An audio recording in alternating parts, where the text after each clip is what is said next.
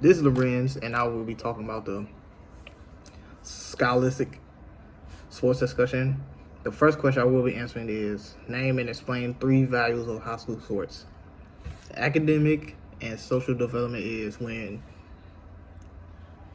your skills are developed from playing high school sports. There are certain skills like communication, discipline, integrity, and ethics, and all the things that goes into society. And as far as the academic part, that also teaches you to stay focused on your job, make sure that you are in the right position and you are making the right decisions and making the right grades and stuff. So that is the first part. The second part is positive academic growth and healthy lifestyle choices.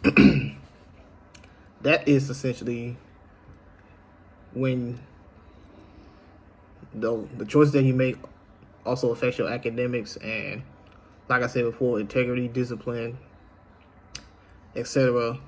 All those things go into academics, and if you do have all those things that can help you get better grades, that can also, and those grades can equal to scholarships. More colleges will be looking at you. So I would say high school sports also helps with academics because it teaches you about all the intangible things, the things that you can't control. So, and the last thing is development of good sporting conduct and fair play. And this goes into more the ethics part. And you don't want to be a part of the other side, the bad side of ethics, because you want to be a part of the breaking rules essentially, because that can cost you a lot of things like scholarships. Your career might be over, and certain jobs certain teams might not look at your way because they see this kid not being able to follow the rules. They breaking the rules. They bad sportsmanship and etc. So those are the 3 values of high school sports. And the second question is, what are the 3 major functions of state high school associations?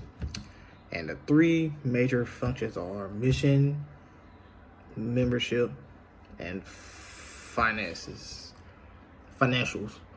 Mission is basically the message of the school and how they want to be perceived, and that's very important because you don't want to.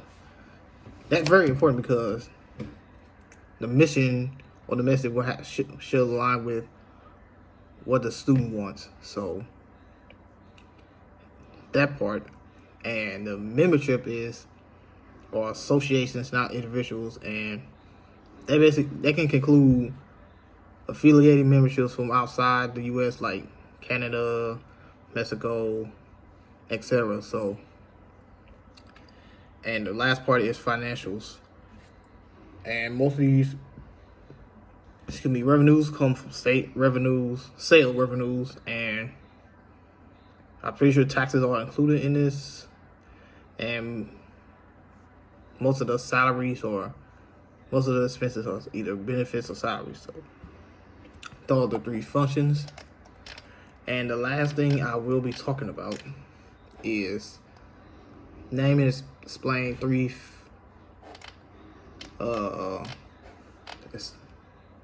how does the NFHS compare to the NCAA? And the NFHS stands for National Federation of State High School Associations. And how are they similar? I'd say they are similar because they both have rules and regulations on what you can and can't do, and both have like both have to do with finances and the memberships and the message or the mission of the the mission, the membership, and the finances of the students. So I think those things are similar, and the one major difference is that the NFHS has no penalties for foul play and stuff, but the NCAA does. So if you break a rule in the NCAA, you could potentially lose your scholarship. You lose your spot on your team. You can either get kicked out of school. And for the NFHS, I don't believe that they have such a strict rule book, but I'm gonna have to do more research on that.